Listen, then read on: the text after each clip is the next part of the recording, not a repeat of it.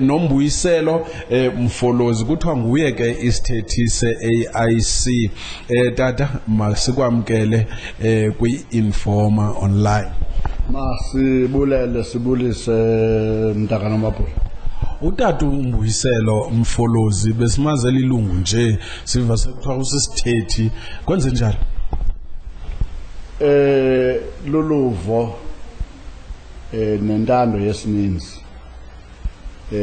kwi-members ze-AIC eso sigqibo abasithabathileyo into yokokubana mandibe sisithethi sabo okwethutyana.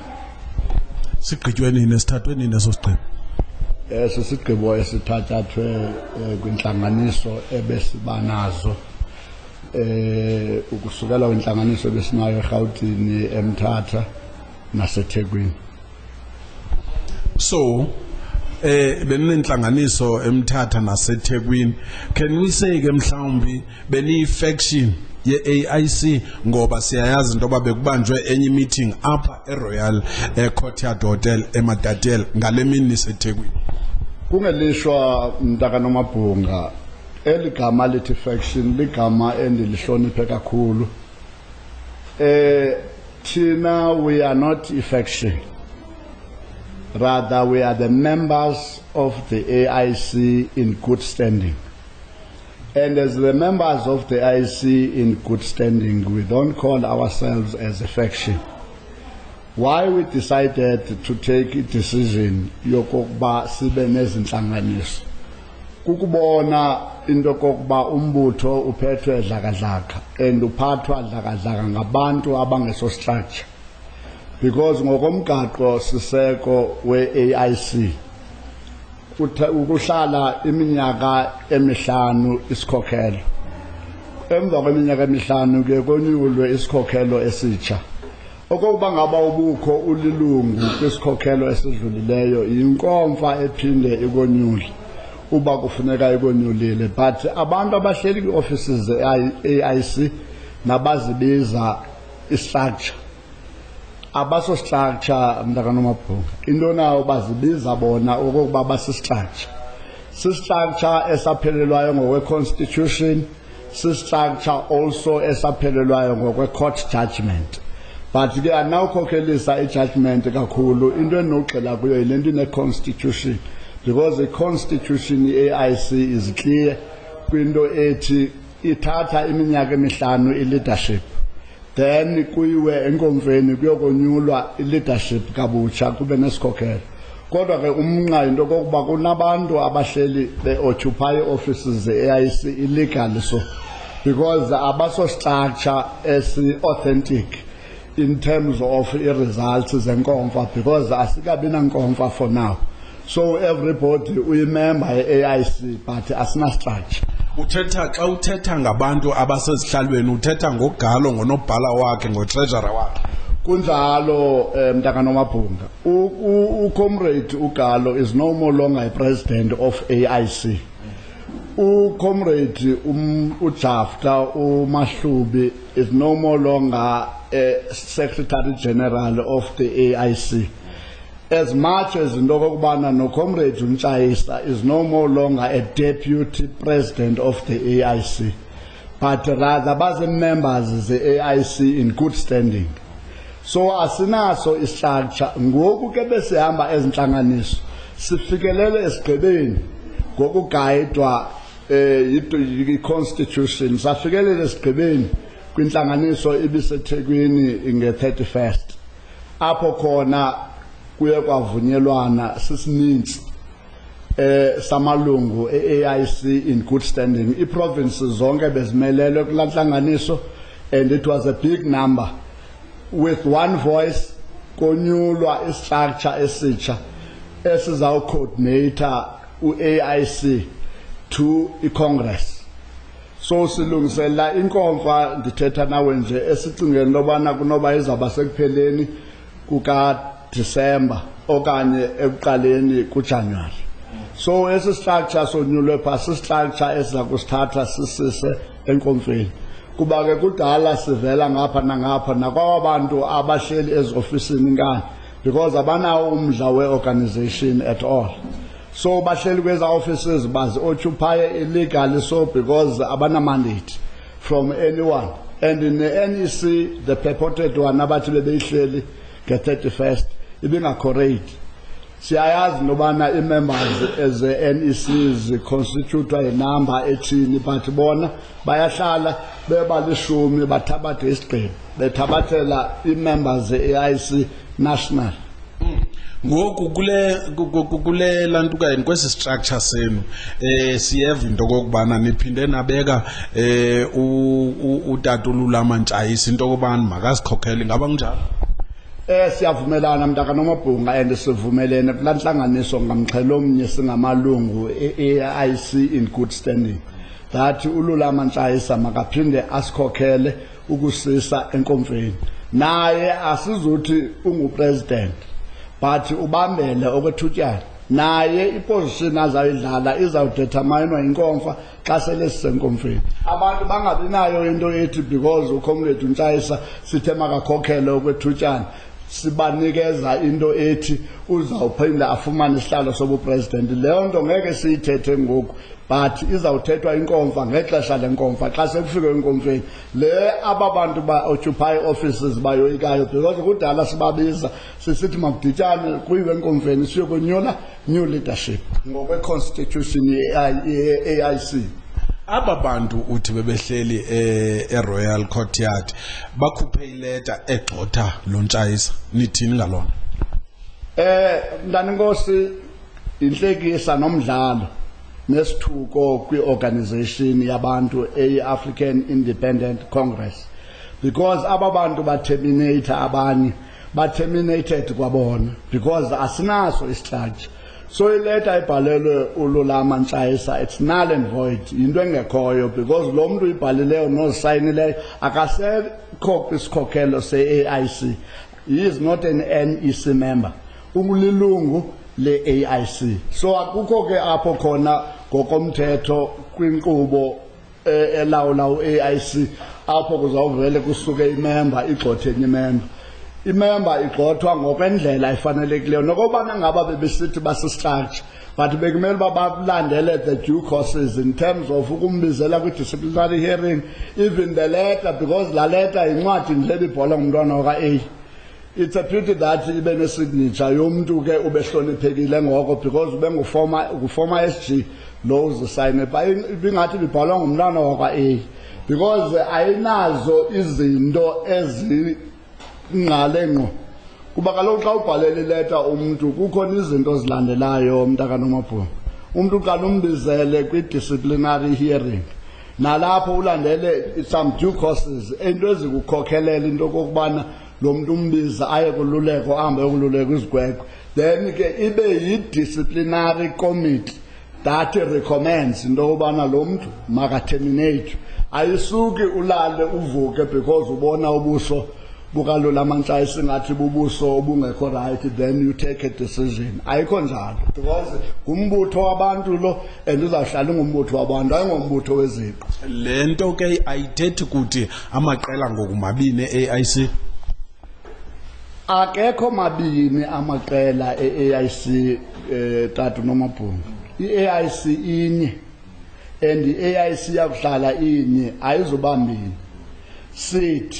Members e-AIC izikwabbles okanye differences okanye ungaboni ngasonye phakathi kwaGalo noNtshayisa into yaphelelwayo leyo bebenazo ezo zinto ngokube besekwi-structure se-NEC ngoku bonke baphelele kufuneka ukonyulwa kabutsha. Uba ngaba kusekhona ukuxeleshana phakathi kwabo iyawuba yinto yasezilalini yokungena kwenkomo idla umbona okanye ibhokhwe kuxatshane ngaloo nto but abananto yakwenza ngokwezawubaxabanisa ethetha nge-AIC because abasekho kwi-structure bafana neliphi na ilungu le-AIC eli-member in good standing.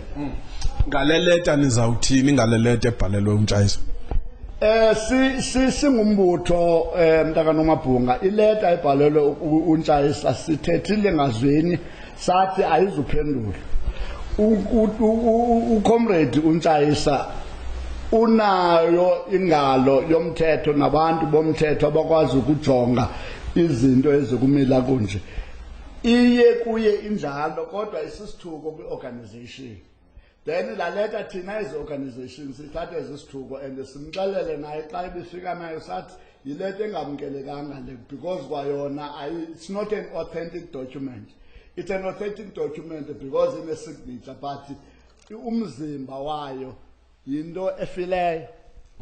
Kuyiwa kwi-elections ka-2021 nithethile ngazo? Sithethile ngazo elections ka-2021 yingakho sifuna ukuklina u-AIC ukuze abantu babone i-AIC as an organization abanokuyivotela because ngoku sibhizi sithetha nawe nje siphume kwizo lonke nakwi-meeting ebesinayo nge-31st sithathe eso sigqibo that makuhanjwe kuyorecruitwa and sizawurecruita and sizawuwina. Uye ke lowo utata uMbuyiselo Mfolozi nobekwe njengesithethi sethutyana ke ku AIC ekuthiwa ke ukhokhelwa nguNtshayisa. Alright, ngoku ke sithema ke sidibane nonobhala we-AIC utata uMahlubi Jafta. Sifuna ukuva ke uluvo lwakhe malunga nokubana kube khona meeting eseThekwini ebikhokhelwa nguNtshayisa babe bona behleli lapha as iNEC nokugxothwa kuka kwakhe uNtshayisa yiNEC kwakunye ke nento besike sayibuza ithethwa iParliament yokuba kuthiwe i-referendum eyayijonga into kokubana abantu basematatela bafuna ukulawulwa kweliphi iphondo ngo-2009 uthe uParkstyle xa ithethe eParliament wathi hayi it was just a survey. So sifuna ukuva ke uluvo lwabo. Tata uJafta masikwamkele kwi-Informa Online. Mandibulele kakhulu umsasazi ndibulise nakuba phulaphuli. Msasazi mandiqale kule eyokuqala katata uNtshayisa. Uyazi uba utata uNtshayisa ubekade elilungu le-NEC and engusekela president deputy president we-AIC. Wazi kakuhle ke wena ulingqina lethu ubetho kuwe ukuba akasoyiyo he is no more a deputy president. He prefers to be called Mr. Nchayisa because i-NEC akakuyo yaphelelwa kudala. Yes, yavuma yaphelelwa kodwa ke i-NEC ikhutshwa ukuba ii-branches zombutho maziye kwi-Congress zenyule i-NEC entsha. Yiloo nto ke esiphezu kwayo ngoku sibhizi sakha amasebe azawulungiselela ukuya enkomfeni. Eso kwakusisivumelwano sethu naye utata uNtshayisa emva kokuba sisuka ecourt eMaritzburg xa kwakudissolve i-structure sasenyulwe eKokstad. So wazibophelela kweso sigqibo kweso sivumelwano saya kwa-IEC naye akasathongo ke ngoku xa sekerhalela ukuphuma asibhalele mhlawumbe incwadi athi hayi uyaresigna siyiva apha esithubeni. Kudala ke simbiza wazi kakuhle nangelanga wayewuthetha naye sasimbizile wangena entlanganisweni wathi uba ube injongo zakhe xa ukuya kuyo kwakuyo disruptor namalungu ke ayihamba nayo. Simbizile emva koko njengoba sasitshilo kuwe uba sizaphinde simbize wangezi.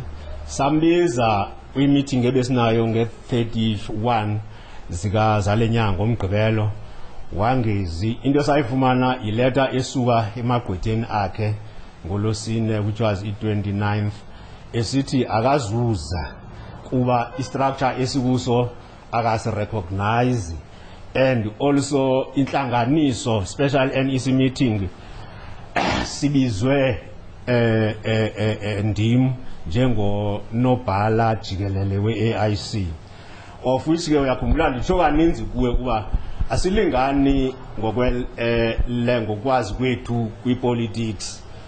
Into umsebenzi wami nako ku-implementa the decisions ze-NEC neze Congress. That's what and I was doing. Meeting yayingabizwanga ndim, it was a decision of the NEC that he must be afforded another opportunity okugqibela eze xa ethanda azotsho icala lakhe uba yintoni le imkhalisayo nale ingamenelisiyo kwi-NEC okanye kwi-AIC. But ke ugqibele engezi ke safumana lo letter. Ngomgqibelo 31st October, i-NEC took a decision yoba masincedisane naye because he is no more willing to cooperate with the NEC and also the AIC. Masimkhulule azopolitika freely apho afuna ukupolitika khona. So ke senze njalo ke Saturday samkhulula with immediate effect. Sa terminator i-membership yakhe. So sabhalela zonke the relevant stakeholders like your IEC, sabhale ngobhalela yena, sabhale IEC, sabhalela iparlamente. Also ubekade signatory Mose Bank. We also made e-bank, that is the FNBS bank anayo, aware ukuba he will be soon be replaced by another member of ENEC. So that is the position we tsala ligatatu Njayisa. So anikwaza ngaba mhlambi i-NEC imthathile yamsa kwi-DC okanye mhlambi ityala lakhe yintoni uNjayisa? Ityala akanajala uTata uNjayisa. It's only that izinto akazenzayo unacceptable to embuthweni.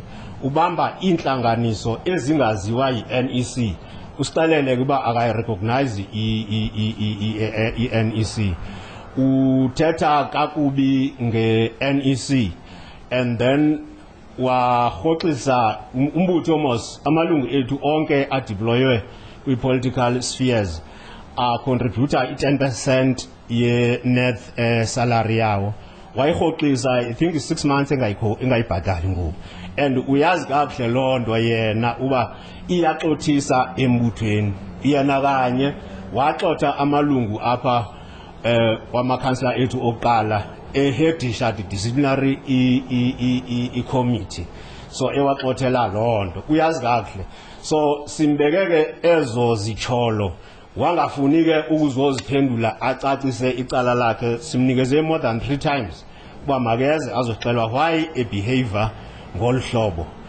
Akafunanga ke ukuza as a senior, as a person who is holding a senior position with NEC as deputy president, NEC ethatha izigqibo because xa ngezi kwi-NEC i-disciplinary committee is a substructure ye-NEC.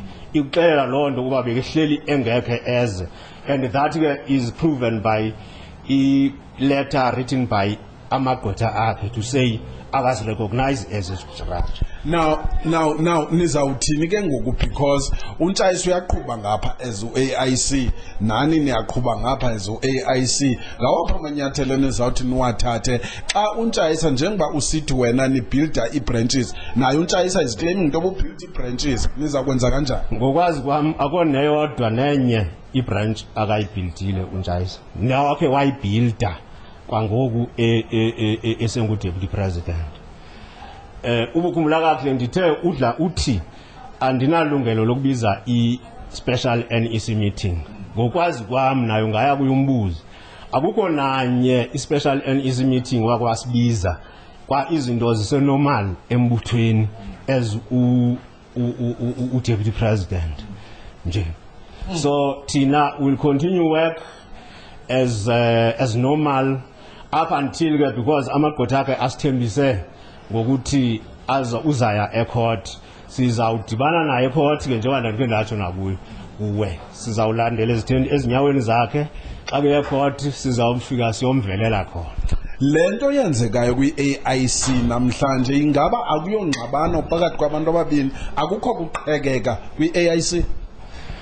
Angeke ndithi kukuqhekeka msasazi. Uyazi umbutho nophi when there is a political squabble sidla ngoba phakathi kwabantu ababini, then kube khona abo ke exhomekeka kwi-political understanding yabo abazibona belandela umuntu endaweni yoba balandele umbutho. So ikhona into elolo hlobo. For instance, I will openly tell you we know there are some deployees eze-AIC ezisebenza naye. But ke nathi sizodlala, because ke asidli ngakufihlando, sizodlala our political game ngoba sizodila nabo one by one. We are doing that here for the purpose. Now make sibuye ke size kulomcimbi obuphendulwe eParliament awubuzileyo ngento ye referendum. Inoba mhlawumbe uyivile uPaxton xa iphendula esithi bekuyi survey. Nisiva njani ngalona? No, we are not comfortable.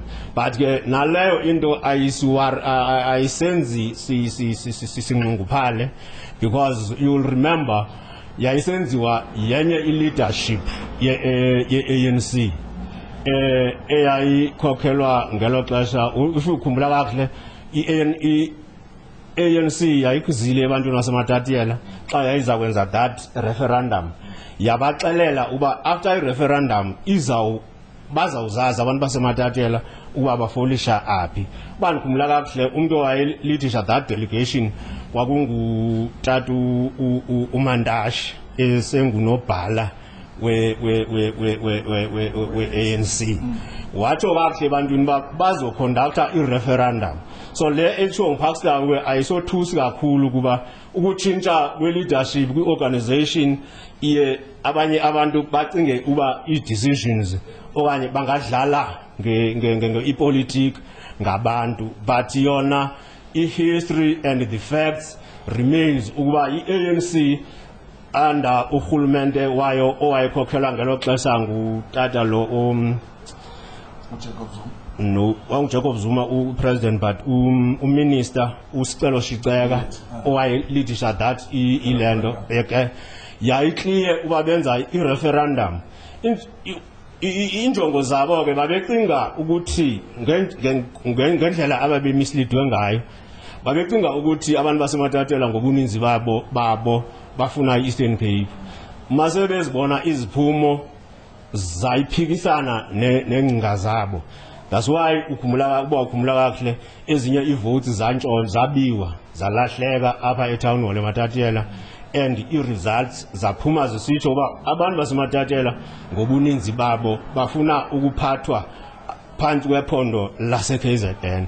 Babeyitsho loo nto njengoba besayitsho benezizathu ezi-constitutional Msasazi, not that babesenza into ethandwa ngabo. Kuna namhlanje kukhona izinto ezivelayo ezithi hayi isurvey. Kudala nizama into kokubana maziphume results. Yeyiphi enye into enizawuyenza ngoku xa nivele ngoba xa ithethwa ngohlobo lomthwa hayi it's just a survey ingathi indelelo noko. Uthi ke ngokwanixhalabanga, why ningaxhalabanga kuba kudala lento nizama? Msasazi sisezayilwa lento, asixhalabanga, sisezayilwa lento, but sisatsho ndandikhe ndatsho kuyo ngaphambili ukuba indelelo eyibonisayo i-ANC ayibonisi kwi-AIC. Akusonto ye-AIC le, because i-AIC imele abantu baseMatatiyela kulento. So indelelo eboniswa yi-ANC indelelo eyibonisa ebantwini baseMatatiyela. So siza kuliphumelela eli dabi lokusa iMatatiyela kwi-administration yase-KZN xa sibambisene singu-AIC nabantu baseMatatiyela. That's why ke sizobacela sibabongoza abantu baseMatatiyela uba masiqhubeke sililwe nabo eli dabi lase-KZN lokusa iMatatiyela phansi kwi-administration yase-KZN. Ucinga basazonithemba? Usithemba ke Msasazi angeke nditsho uwa basizosithemba okanye angeke basithembe, kodwa njengoba ndisitsho uwa asonto ye-AIC into yabantu baseMatatiyela. Thina simele izimvo zabantu baseMatatiyela kule into. So ukusithemba nokungasithembi kuxhome ukusithemba ukuzithemba bona, ukungasithembi iyothatha loo nto abazithembanga bona kwinto ayifunwa ngayo. I-local government elections zinkulo nyaka uzayo, nina ingaba ni-ready? Si-ready Msasazi, and sinezi issues nje ezimbalwa ezithetha ngazo ngoku ezifuna ukudlula kuzo. Sithi siqala singena directly kwi-campaigns for i-local government election sibe sidlulule kuzo Msasazi. All right. Inkomfa yokwenyola amalungu ngobutsha nanjengoko nisithi kukho ukuphelelwa niseza inkomfeni. Injongo zethu Msasazi bokuya kulo December but saphazamiseka ke ngenxa yento ye lockdown kulento ye COVID-19 sangakwazi ukwakha i-structures. Uzawukhumbula ke ba umbutho uya enkonfeni nge-structures not nge-individual. So we are still going to engage ke ekwakheni i-structures. Then once sibone uba sinalo at least inani elivumayo lamasebe sihlale phansi sibeke ixesha ne-date ezawuthi i-AIC iye kuye enkonfeni. Yona ifunwa nangubani, nathi siyayifuna. Inhlanganiso libanjwe eThekwini kwimpela veke esiphuma kuyo ngamalungu athi ngawe AIC. Niyisi sigqaba silawulayo kwi-AIC niyayamkela uba ikhona. Msasazi inhlanganiso ebeyibanjwe eThekwini yenye yezinhlanganiso endithetha ngazo ndisithi uTata uNtshayisa ubhizi ubamba inhlanganiso ezisecaleni apho ethetha namalungu AIC ukuthi ezigayela isupport yena as individual. Asiyamkeli ke thina ukuba inhlanganiso yombutho we-AIC because njengoba usitsho nawe bokuzi individuals ezingena mandates from emasebeni azo. So sehlukana apho ke ipolitiki kwindlela esipolitika ngayo. Abantu abanye bacinga uba izinto uyakwazi ukuzenzela nje unguwe, while singabanye sikholelwa ekuthini xa uattenda i-meeting ekumila kunjalo uya uphethe i-mandate yesebe because ke amasebe embuthweni nawuphi ngawo aphethe izigqibo ezizodetermine iziphumo mhlambe ezenhlanganiso enkulu okanye iCongress. Masibukele ke kuTata uJafta ongunobhala jikelele we-AIC i-African Independent Congress. Weke sikunika sikubonisa into kokubana asazi thini ba kwenzeka ntoni kodwa kuyabonakala into kokubana ikhona ingqwabangqwaba phakathi kwamalungu e-AIC. Uyakhumbula into kokubana lento yenzeka mhlambi kwiminyaka emibini edlule nalapho kwaqala ingxabano phakathi ko-President uMandla Galo kwakunye no-Deputy President uLulama Ntshayisa. Ilento iyo ke namhlanje.